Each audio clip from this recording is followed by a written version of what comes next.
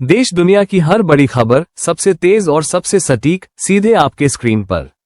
अगर आप भी रहना चाहते हैं हर अपडेट से एक कदम आगे, तो अभी हमारे चैनल को सब्सक्राइब करें और बेल आइकन जरूर दबाएं।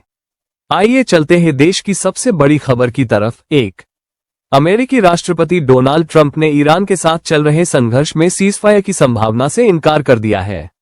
उन्होंने कहा कि फिलहाल अमेरिका युद्धविराम नहीं चाहता और स्थिति पर कड़ा रुख बनाए रखेगा। ट्रंप ने यह भी कहा कि होर्मुज स्ट्रेट समय आने पर अपने आप खुल जाएगा और अमेरिका स्थिति को संभालने में सक्षम है। उन्होंने ये भी उल्लेख किया कि यदि चीन इस मामले में सकारात्मक भूमिका निभाए तो क्षेत्र में स्थिरता लाने में मदद मिल सकती है। मिडिल ईस्ट में जारी तनाव के बीच उनके इस बयान से संकेत मिलता है कि संघर्ष अभी जल्द खत्म होने की संभावना कम है। 2, ईरान अमेरिका इजरायल युद्ध को शुरू हुए लगभग 22 दिन हो चुके हैं।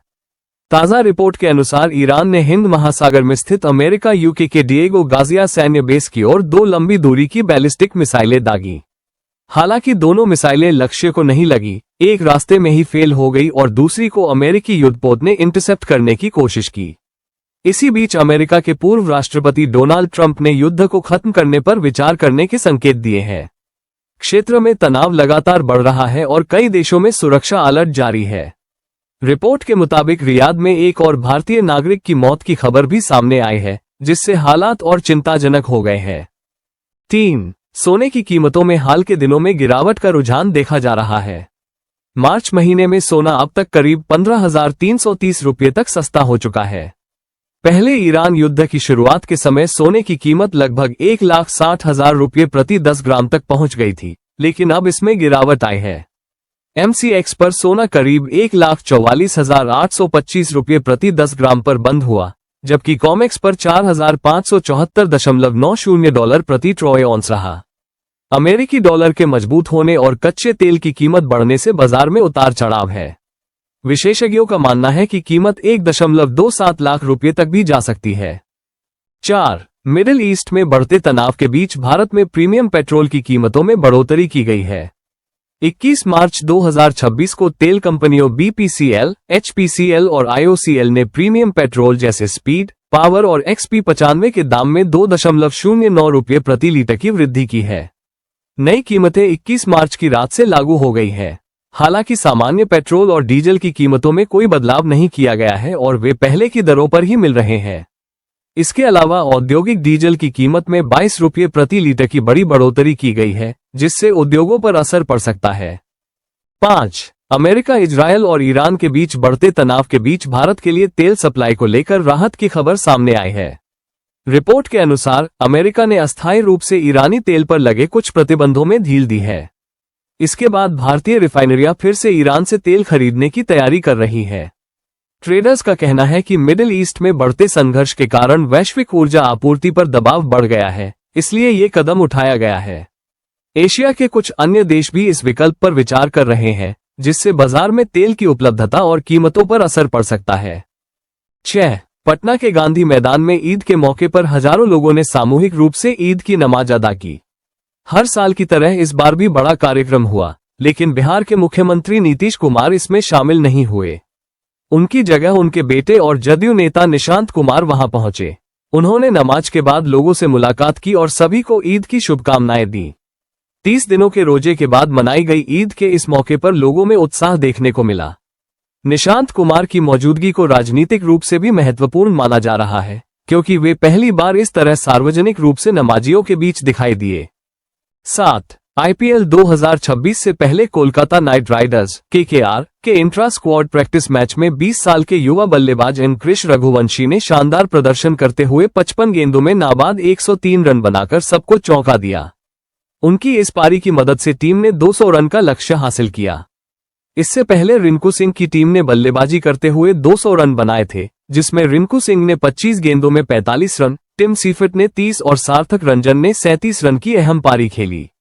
रघुवंशी के शतक के बाद KKR मैनेजमेंट के सामने प्लेइंग शी चुनना और मुश्किल हो गया है।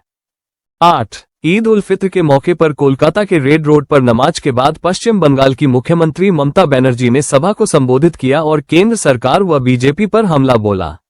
उन्होंने कहा कि कुछ लोगों के नाम सर से हटाए जा रहे हैं, जो उनके अधिकारों का उल्लंघन है। ममता ने कहा कि वो इस मुद्दे को लेकर कोलकाता से दिल्ली तक आवाज उठा चुकी है। उन्होंने बताया कि इस मामले को कलकत्ता हाई कोर्ट से लेकर सुप्रीम कोर्ट तक उठाया गया है। उनका कहना है कि उनकी सरकार लोगों के अधिकारों की रक्षा के लिए लड़ाई जारी रखेगी और किसी का हक छीनने नहीं देगी। 9. कम चीनी खाएं, रोजाना योग करें, प्रधानमंत्री मोदी ने बताया सेहत का राज। योग को वैश्विक स्तर पर पहचान दिलाने और 21 जून को संयुक्त राष्ट्र अंतर्राष्ट्रीय योग दिवस के रूप में मनाने में पीएम मोदी ने महत्वपूर्ण भूमिका निभाई है। इसके अलावा वो अक्सर अपने भाषणों में अपने खान पान का जिक्र करते हैं।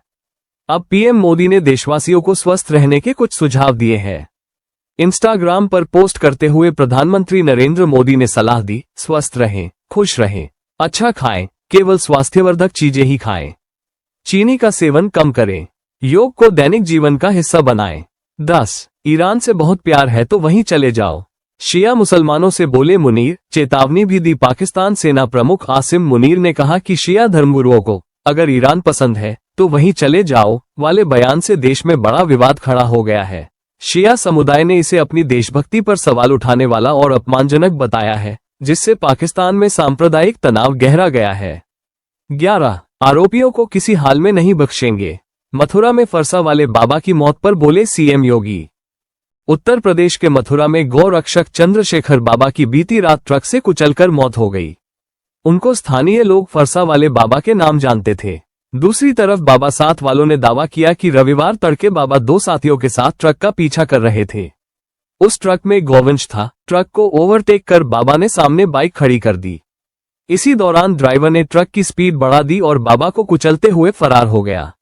बाबा की मौत के बाद ही माहौल गरमाया हुआ है। इसको लेकर अब सीएम योगी अधिकारियों से पूरी घटना पर संज्ञान लिया है। 12. ईरान के खिलाफ जंग में ब्रिटेन की एंट्री, अमेरिका को दी मिलिट्री बेस के इस्तेमाल की मंजूरी। ब्रिटिश सरकार ने अमेरिका को ब्रिटेन में स्थित सैन्य ठिकानों का इस्तेमाल होर्मुज स्ट्रेट में जहाजों को निशाना बनाने वाले ईरानी मिसाइल ठिकानों पर हमले करने की मंजूरी दे दी है। डाउनिंग स्ट्रीट के एक बयान के अनुसार ब्रिटिश मंत्रियों ने शुक्रवार को ईरान के साथ युद्ध और ईरान द्वारा होर्मुज स्ट्रेट को अवरुद्ध करने के मुद्दे पर चर्चा करने के लिए बैठक की।